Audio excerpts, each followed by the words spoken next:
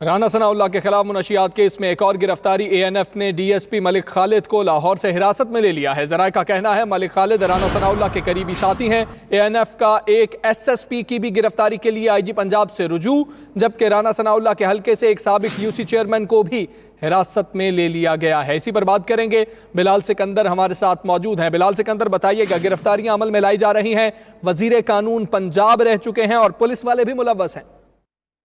جی بالکل، دیکھیں اسی طرح سے ہے، رانا ثناءاللہ کے خلاف منشیات کیس میں ایک اہم گرفتاری سامنے آئی ہے اور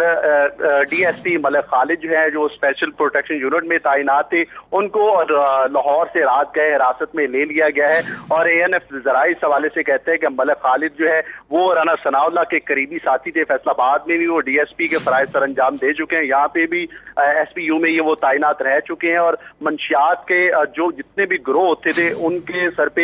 ملک خالد کا خصوصی شفقت برا ہاتھ ہوتا تھا، ان کی بیگ پہ رانا ثناءاللہ کا ہاتھ ہوتا تھا۔ تو اس حوالے سے یہ بہت بڑی ڈیولپمنٹ جو ہے وہ سمجھی جا رہی ہے، کیونکہ ملک خالد فیصل آباد میں ٹرانسفر ہو کے آئے ہیں یا کسی اور جگہ پر بھی ان کی ٹرانسفر یا پوسٹنگ ہوئی ہے، تو اس حوالے سے رانا ثناءاللہ ان کی ٹرانسفر پوسٹنگ کے حوالے سے ان کے پیچھے بیک پہ ہوتے تھے۔ تو اس کے ساتھ ساتھ